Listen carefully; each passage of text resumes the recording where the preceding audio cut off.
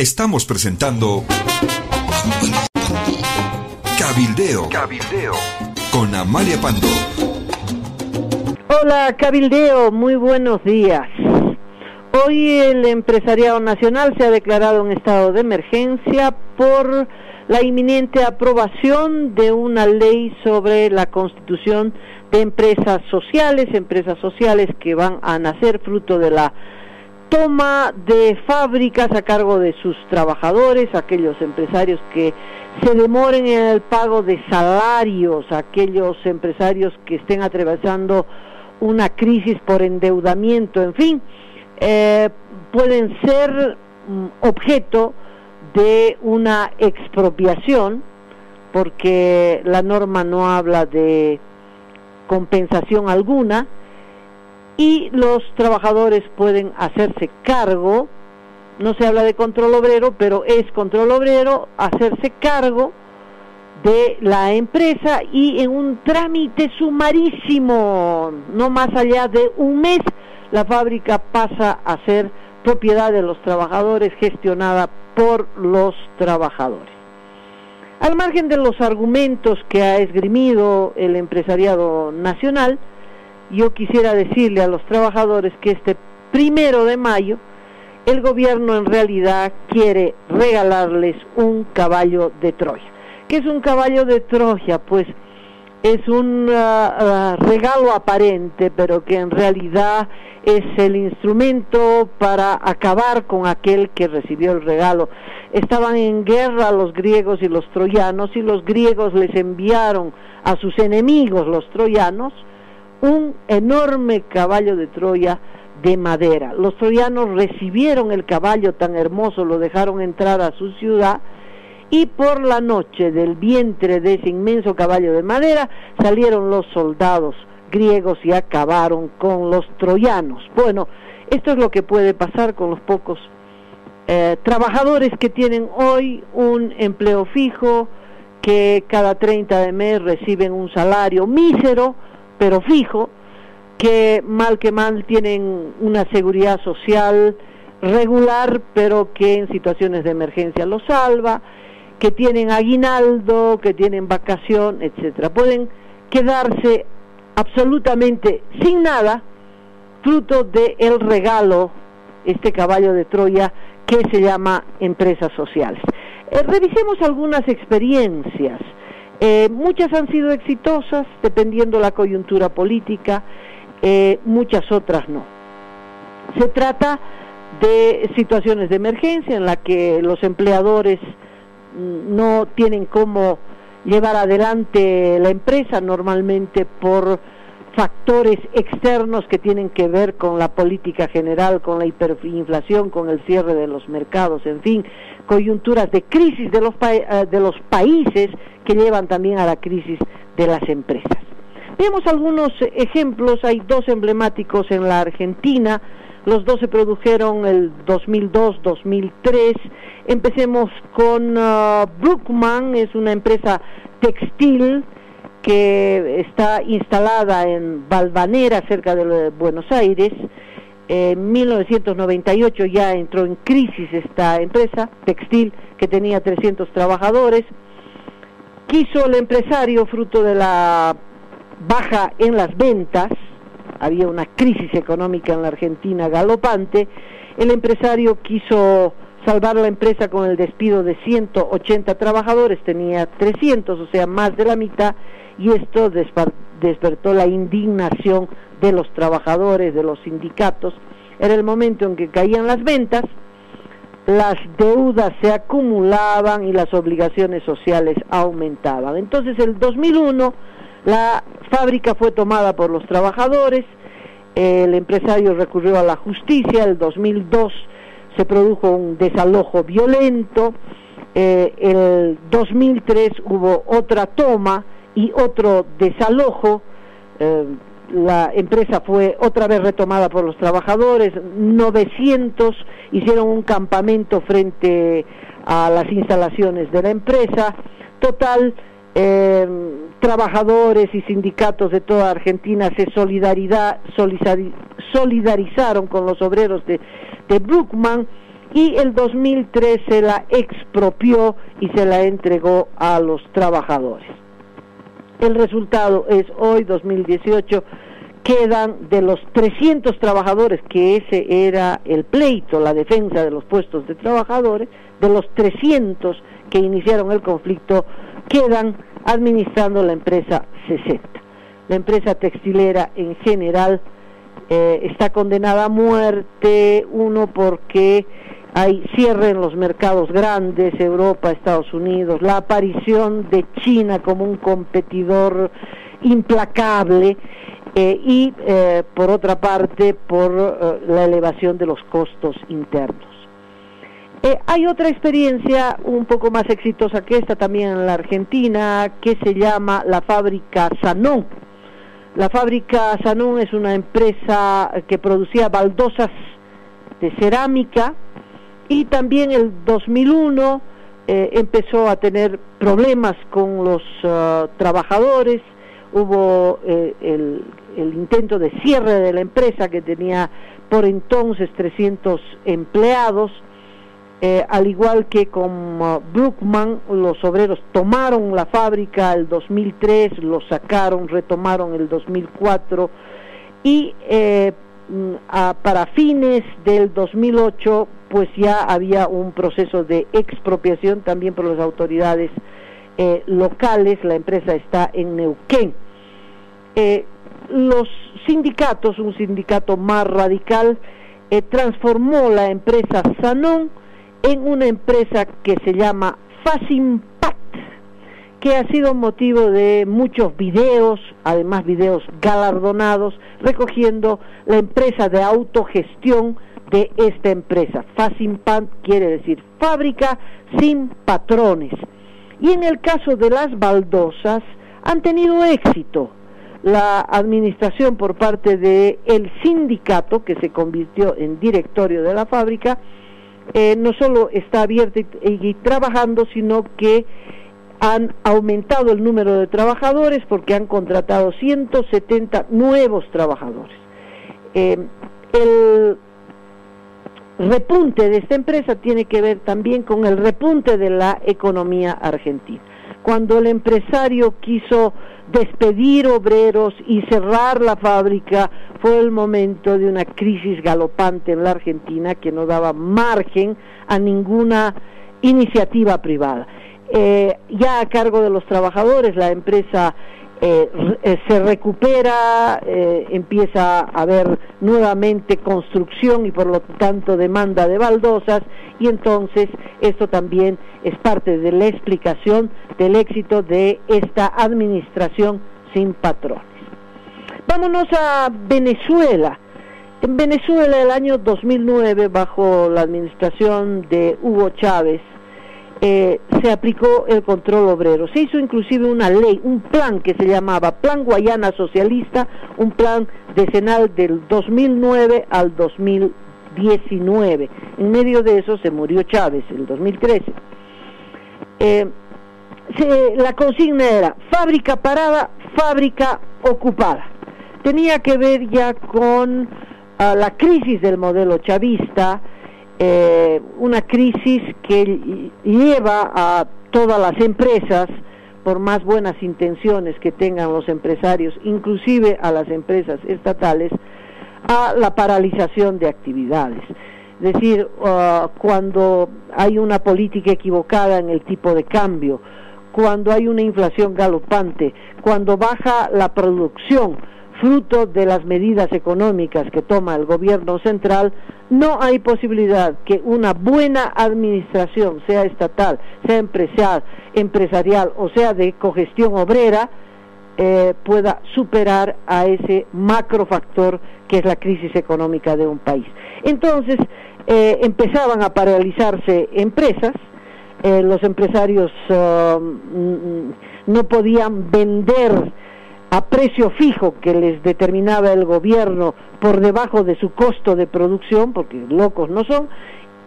La producción se empezaba a paralizar y entonces la respuesta no fue económica sino política. Fábrica parada, fábrica ocupada.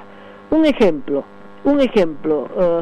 Sidor se llama, es una siderúrgica que está en el Orinoca, en la ciudad de Guayana. De ahí viene este plan Guayana Socialista 2009-2019, fruto de la experiencia de Sidor.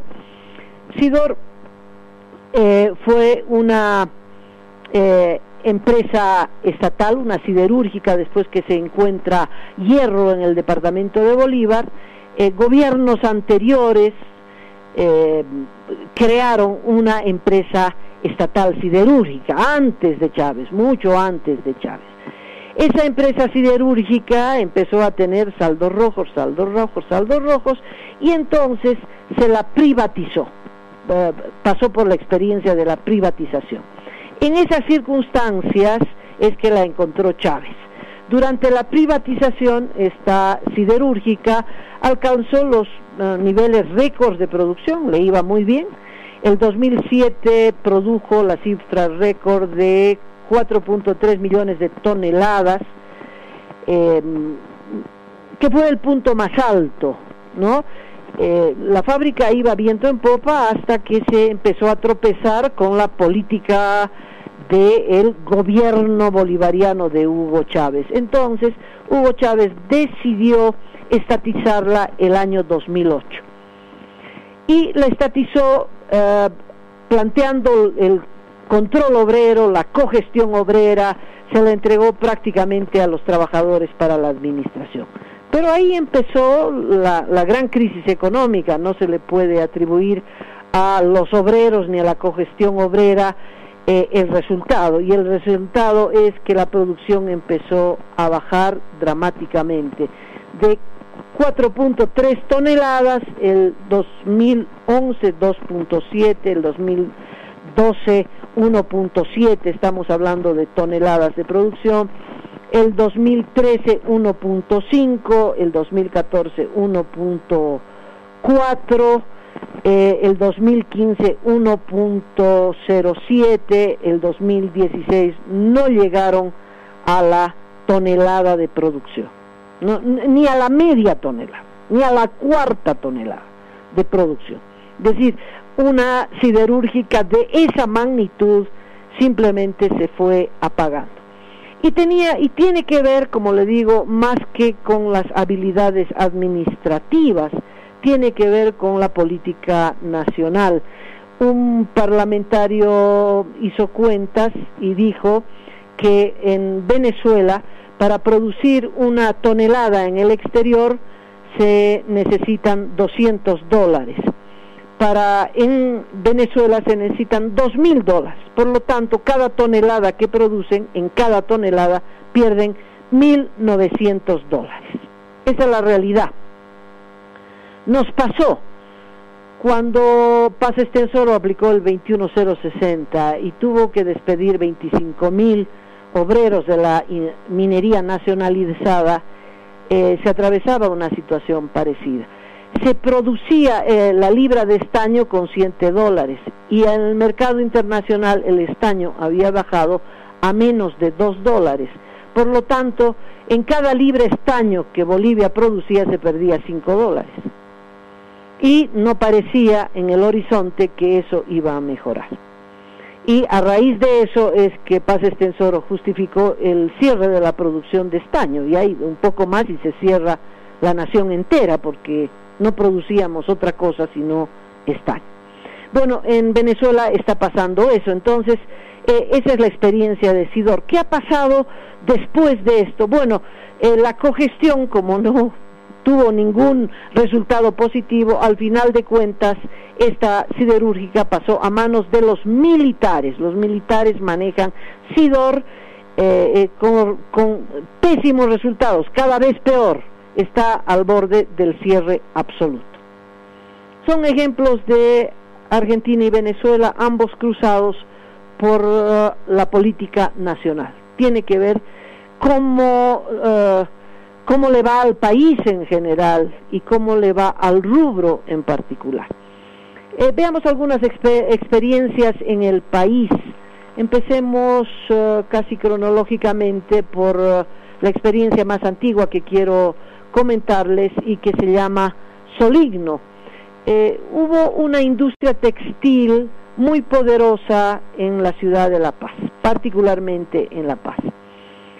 Una industria que producía productos textiles de lana que eran realmente una envidia de la calidad de la producción inglesa. Muchos de ellos eran libaneses o turcos, nosotros a todos les decimos turcos, ¿verdad? Pero bueno, eran de todos, pero también judíos. Ambos formaban parte de la misma familia, no había guerra del Medio Oriente. En Purapura, donde se instalaron estas empresas, la avenida Chacaltaya era la que conducía una empresa tras de otra, la Forno, la Said, la Soligno, además de muchísimas otras empresas que fueron pioneras en la industria textil y además en el desarrollo de una fuertísima clase obrera fabril que era la columna vertebral de las luchas sociales en La Paz. La historia de la Soligno es que ya en los 70s, albores de los 80s, todas estas industrias textiles estaban en quiebra porque había habido una revolución industrial, ya se tejía, se confeccionaba la tela de otro modo, de a poquito se terminó en la producción digital, ya esas hilanderas de madera, no sé si usted las podría visualizar, pues eso ya no era productivo y una tras otra se fueron cerrando con obreros que trabajaron allí, que terminaron o jubilados o despedidos con indemnización, sí, que habían trabajado ahí toda su vida, más de 30 años cada uno, eran obreros de muchísima tradición, tanto sindical como expertos en la manufactura. Soligno fue una de las pocas que no pudo encarar el cierre de la fábrica cumpliendo con las obligaciones sociales, tenía deudas enormes que no pudo hacer frente, el dueño era don Domingo Soligno, y los obreros tomaron la fábrica para hacerse pagar sus indemnizaciones. Cuando una fábrica entra o en quiebra o la cierra, que se llama el lockout, todo eso está en el Código Civil, también la Ley General del Trabajo contempla, todo esto ya está legislado, no es nada nuevo, y se establece que cuando una fábrica, por deudas, por cualquier circunstancia, tiene que cerrar operaciones, entonces se hace una lista de acreedores, y los primeros de la lista son los trabajadores. Cuando la venta de los bienes de la fábrica, el terreno, la maquinaria, las construcciones, etcétera, cubran las obligaciones de los obreros, se pasa al segundo acreedor, que pueden ser los bancos, créditos, en fin, si queda algo, pues los familiares. Eso ya está normado, no hay ninguna novedad. Entonces, los de la Soligno, los obreros, tuvieron la intención de hacer funcionar la fábrica. Y el sindicato empezó a mandonear, el sindicato empezó a quedarse con bienes, empezaron a desaparecer los equipos.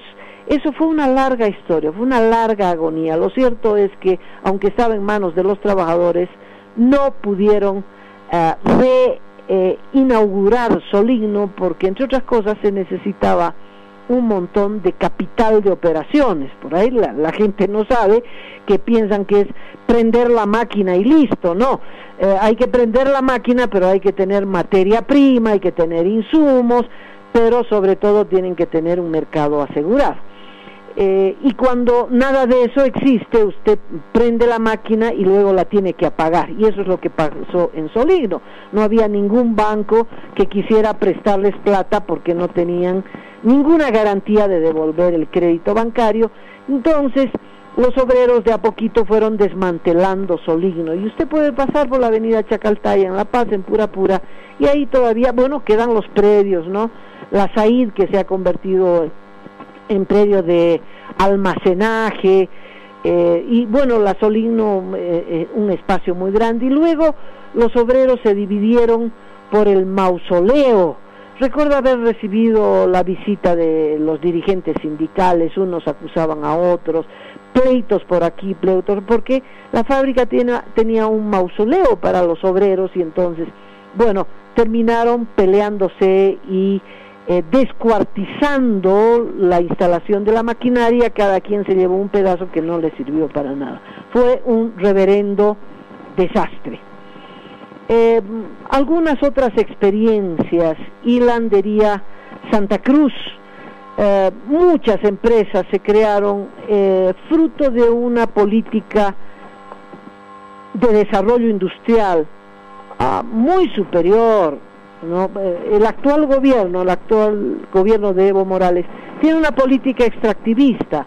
No le interesa fomentar, invertir en la industria nacional. Lo que le interesa es extraer litio, extraer gas, extraer petróleo, extraer, vender y fruto de la venta, administrar esa venta, esa renta, y en esa administración pues privilegiar a la camarilla gobernante. Pero hubieron nacionalistas, el primer gobierno del MNR, luego el propio Banzer. Fue un gobierno dictatorial de ultraderecha, pero en política económica tenía una visión, como la tenían también los militares brasileños, de un desarrollo industrial local. Entonces se crearon estas Cordepaz, corporaciones de desarrollo regional. Y compraron e invirtieron, por supuesto con plata del erario público. El Estado invirtió en las fábricas más increíbles, fábrica de vidrio, fábrica de esto, fábrica... Bueno, una de ellas fue Hilandería Santa Cruz, una inversión de $56 millones que no funcionó. 15 años, en los últimos 15 años antes de ser privatizada, el 95, había acumulado deudas. ¿Por qué? Porque las administraciones estatales lo único que hacían eran comprar cosas que la industria no necesitaba. ¿Sabe cómo es esa administración de lo que no es suyo, no? Es cuando usted se sube a un taxi y ve que el taxista maneja ese taxi pero haciéndolo saltar. El taxi no es de él, ¿no? El taxi no es de él. Si el taxi es de propiedad del chofer, verá cómo el manejo, la conducción, la limpieza del taxi, etcétera, etcétera, es manejado con mucho cuidado y hasta aprecio. Y es lo mismo, estos administradores estatales que eran del ADN, que eran designados por razones políticas, del MNR, del MIR, en fin, que administraron las corporaciones de desarrollo, poco o nada sabían de esas industrias y trataron y lo hicieron de aprovecharse lo más que pudieron, y entonces las empresas que sin ningún criterio empresarial, porque hay que tener un criterio empresarial, se fueron a pique. Y en 1995 comenzó la privatización, y esa fue la razón de la privatización. En ese momento nadie propuso otra opción.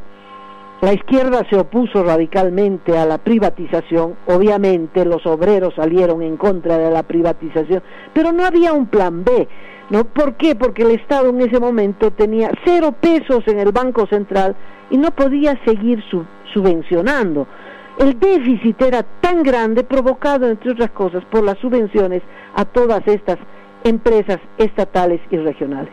En 1995 se la privatizó, pero el que la privatizó, que compró Hilandería Santa Cruz en $7 millones, el Estado había gastado $56 millones. Por eso se dijo que la privatización fue un regalo, en fin. Lo más preciado era el campo que tenía en la zona industrial de Santa Cruz. En fin, no la pudo hacer funcionar. El Banco Nacional de Bolivia se quedó con los terrenos, con la maquinaria y con todo, por las deudas que el empresario, el privatizador, no pudo hacer frente. Entonces se prestó plata del Banco Nacional, puso en garantía toda la fábrica y no pudo hacer frente a mover la industria, no la pudo reactivar. Entonces el banco se quedó con todo, el empresario quiso alquilarle al banco, eso no funcionó, y entonces los trabajadores crearon Iltrabol el año 2008. Iltrabol. La mayoría de los trabajadores de Hilandería Santa Cruz que quedaron en la calle, pues formaron Iltrabol y le compraron al Banco Nacional el terreno, la maquinaria, con créditos, le compraron $850,000, de $7,850,000, en fin, y los trabajadores que hicieron este proyecto se constituyeron en una especie de cooperativa. Es una gestión obrera, pero ya no es obrera porque es empresarial, y todos aquellos que no estuvieron en el primer momento en los esfuerzos, en los trámites, en las idas y las venidas y todo, son obreros comunes y corrientes dependientes de Iltrabol. En este caso, la gestión obrera se convirtió en gestión empresarial. Es una especie de cooperativa que maneja la empresa, con muchas dificultades, pero la están haciendo funcionar, con muchísimas dificultades. Ya no es una cogestión obrera, reitero, sino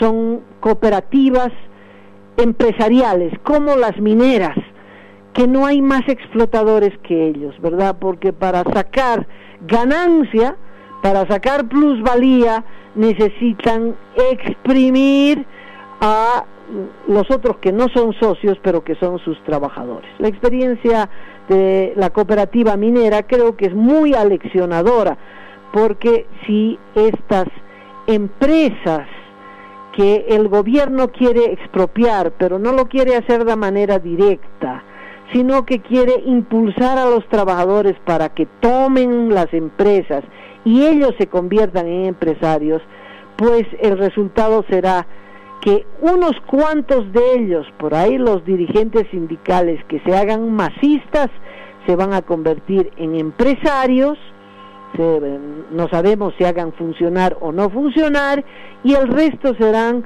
trabajadores súper explotados, porque cuando quieran hacer huelga le van a decir, no pues compañero, a una empresa social usted no le puede hacer huelga, eso es sabido. Algunas otras experiencias en el país.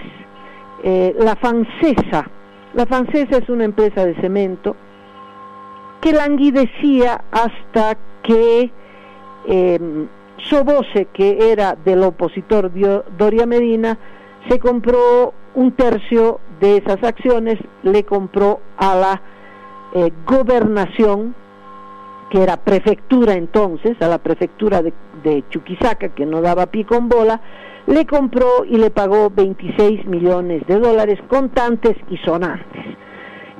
Con Sobose, que tiene gran experiencia en el manejo empresarial y particularmente en la producción de cemento, Fancesa, esta empresa chuquisaqueña, sucrense, empezó a repuntar. Empezó a tener éxito, se combinó con un auge en la construcción, la venta de cemento, hasta que el 2010 Evo Morales no vio con buenos ojos que Samuel Doria Medina esté detrás del éxito de Fancesa, y entonces le expropió su tercio y se lo entregó a la gobernación manejada por el MAS.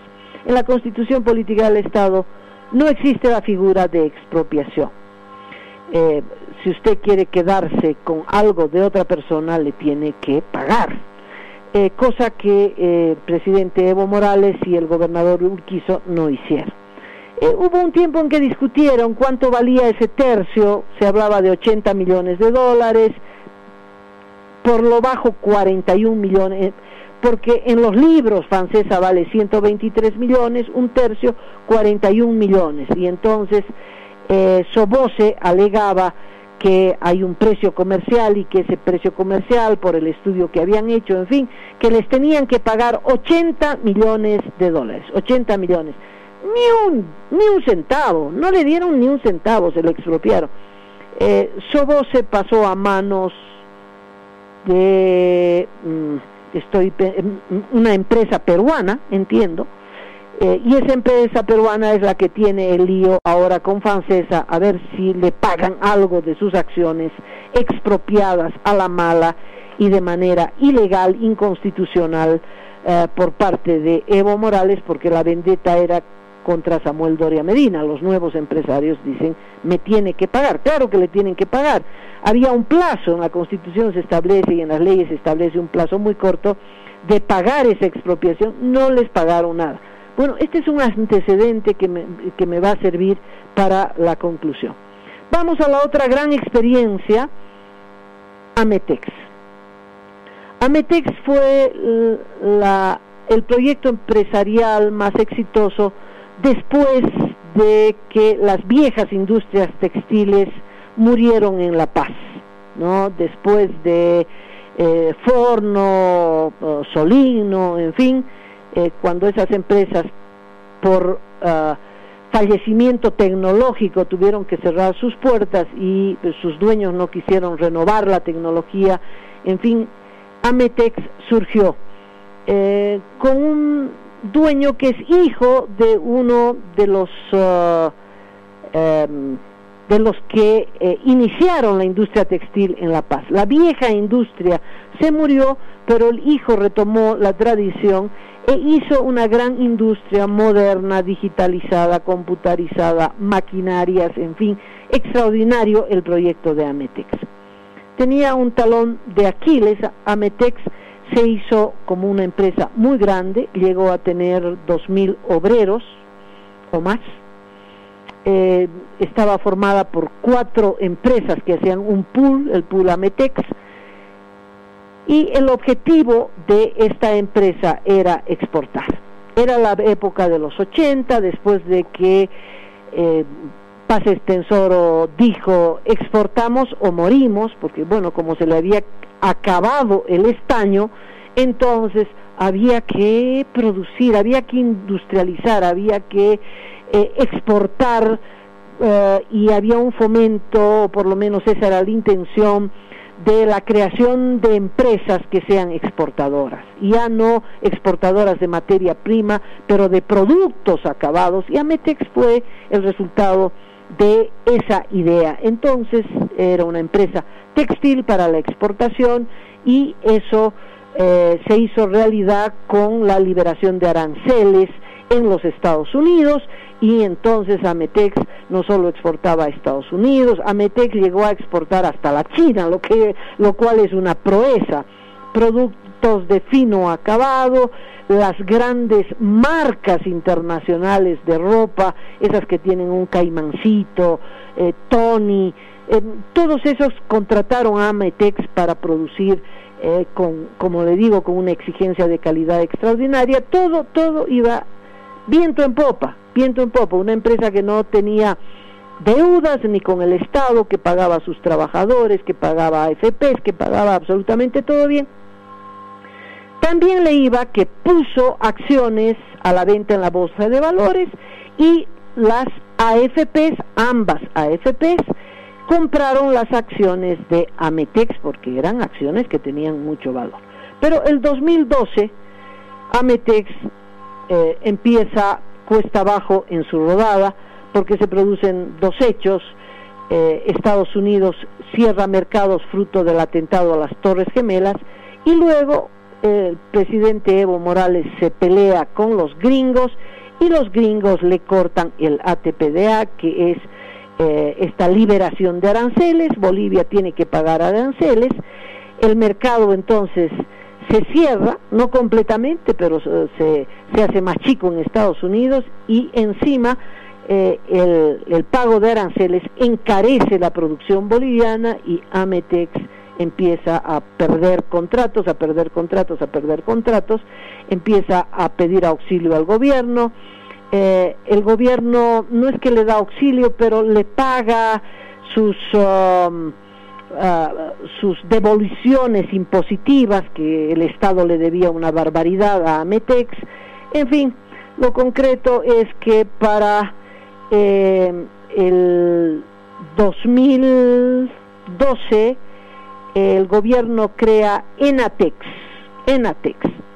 le expropia porque como manipula a las AFPs con pretexto de la deuda por estos bonos colocados en la bolsa de valores, las AFPs no dicen nada, es la ministra Teresa Morales la que conduce la creación de Enatex, que es otra expropiación sin ningún tipo de reembolso, sin ningún tipo de compensación, y se quedan con Enatex. 4 años después y $60 millones malgastados en Enatex se cierra con el saldo de 1,000 trabajadores despedidos, 800 trabajadores, obreros de planta y 200 empleados, 1,000 obreros en la calle.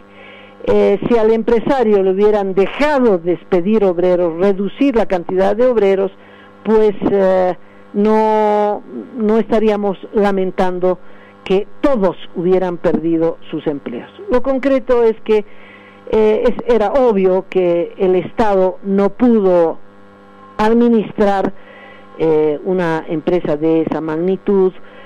La ha administrado Teresa Morales a través de su hermano, aunque Manuel no firmó ningún papel, pero se sentaba en el sillón de Marcos y Berkeley en la oficina central y hicieron y deshicieron con esa empresa, ¿no? Entre otras cosas, compraron un software de $1 millón.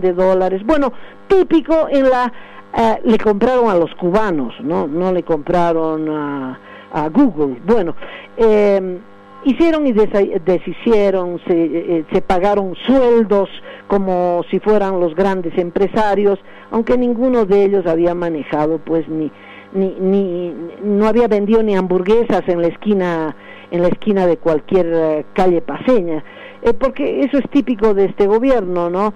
Un ingeniero está de ministro de Economía, un contador dirige la empresa nuclear, un ingeniero dirige textil, en fin, no hay nadie que esté en el lugar adecuado, nada de zapatero a tus zapatos. Aquí lo que sea está bien, ¿no? Tenemos a un canciller que es, creo, cinturón negro en karate o en alguna especialidad oriental, en fin, pero claro, como canciller, ¿no? Digamos que eso no le ayuda mucho a ejercer el trabajo de las relaciones exteriores. Pero demos la vuelta. Bueno, eso es dramático en la microeconomía, en el manejo de Enatex. Lo concreto es que Enatex se cerró, esa es la gran experiencia, ¿no? Tanto Fancesa como Ametex, fíjense que los dos son empresarios paceños, porque el gobierno no sacudió al empresariado cruceño, ¿no? A los que calificó de gabonales, divisionistas, lo que fuera. Eso no les tocó sus intereses, al revés, los ayudó en lo que pudo. Pero con los dos más destacados empresarios paceños, pues hizo todo lo posible por dejarlos en la calle. En el caso de Soboce, Doria Medina tuvo la lucidez de vender sus acciones y salvar su capital. En el caso de Ametex no. Se quedó en la lona porque le quitaron toda la empresa, no le reconocen absolutamente nada, no hay ninguna posibilidad de que recupere. ¿Cuánto de inversión? Más de $50 millones. $50 millones, más los 60 que invirtió el gobierno, es una cantidad de plata muy significativa, más de $100 millones por la alcantarilla. ¿Qué será de esa maquinaria? ¿Qué será de esas computadoras? Pues nadie sabe, ¿no? Los funcionarios del gobierno que habrán hecho con eso. En la aplicación del decreto que van a aprobar para el 1 de mayo, yo creo que los ex trabajadores de Ametex son los primeros que tienen que ir al Ministerio de Industria y decir: nosotros tenemos los méritos, devuélvannos Ametex para que sea manejada por sus trabajadores, porque era lo que correspondía.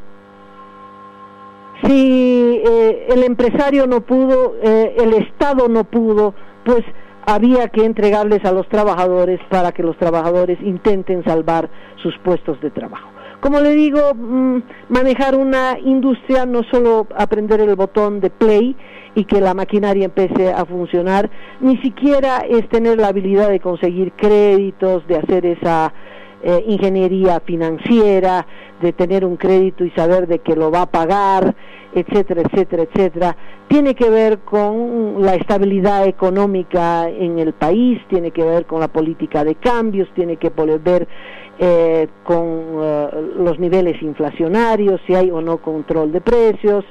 En nuestro país, como se mantuvo el 21.060, le guste o no le guste lo que le digo al gobierno, pero se mantuvo la política neoliberal, es decir, no hay fijación de precios, porque ni bien usted fija el precio al día siguiente, hay acaparamiento y hay especulación. Eso es obvio, no es maldad de la gente, es una ley económica. Pero también el manejo de una empresa tiene que ver con una habilidad empresarial. Es una inteligencia especial de algunos que saben hacer negocios, que saben producir lo que la gente necesita y saben venderlo y saben acomodarlo, en fin, es una ciencia, no es apretar el botón play. Y a veces los obreros creen poder hacerlo porque saben cuál es la lógica y cómo se produce, porque han pasado toda su vida en el taller, pero cuando se sientan en el escritorio de la oficina y tienen que buscar mercados, otra cosa es con guitarra. Cuando el producto que ponían en el mercado nadie lo compra porque los chinos trajeron camisetas a peso, otra cosa es con guitarra. En fin, no es solo contar dinero, porque uno piensa, bueno, los empresarios lo único que hacen es contar dinero, no, también es conseguir el dinero para pagar los salarios cada fin de mes y pagar los impuestos y ver si lo invertido y el esfuerzo vale la pena continuar con ese negocio. A veces sí, a veces no. En Venezuela, con la actual política económica, y cierro con esto, es tan difícil producir que los últimos datos dicen: 1997 habían 12.700 empresas, el 2007 5.700, el 2017 quedan en agonía 4.000 empresas. Entre el 2007 y el 2017, es decir, en el periodo revolucionario bolivariano se han cerrado 8.700 empresas. Y esto no tiene que ver con que el empresariado sabotee, con que el imperialismo dicte órdenes, tiene que ver con que no es posible producir a pérdida. Y eso tiene que ver con la política de cambios, tiene que ver con la política de incentivos, tiene que ver con que si hay o no fijación de precios, etcétera. La experiencia de Fancesa, la experiencia de Ametex en nuestro país, son signos muy negativos a cualquier empresario que quiera venir a invertir en La Paz. ¿Alguien se animaría a ponerle $50 millones en La Paz con el riesgo de ser expropiado, con el riesgo de que si se atrasa 2 meses en el pago de sus salarios, hay una ley que ahora va a respaldar la toma de fábrica y en 1 mes se la pueden expropiar? Es a contrapelo de lo que se requiere, a contrapelo del incentivo que se necesita para que se atraigan capitales, se instalen industrias, se genere empleo y se paguen impuestos. Creo que lo que el gobierno quiere con esta medida es un acto demagógico, congraciarse con los obreros, pero ojo, como le digo y cierro, este es un caballo de Troya, porque los obreros que se tienten con la codicia y quieran quedarse con la empresa del empleador, se van a quedar en realidad con un gran problema, porque lo más probable es que sin el empleador, sin los créditos, sin el riesgo empresarial, etcétera, esa empresa se vaya a pique y se queden sin empleo. Bueno, por hoy eso es todo. Muchas gracias por escucharme. Con otro reporte estaré con ustedes el lunes próximo a las 10 en punto, hora de Bolivia.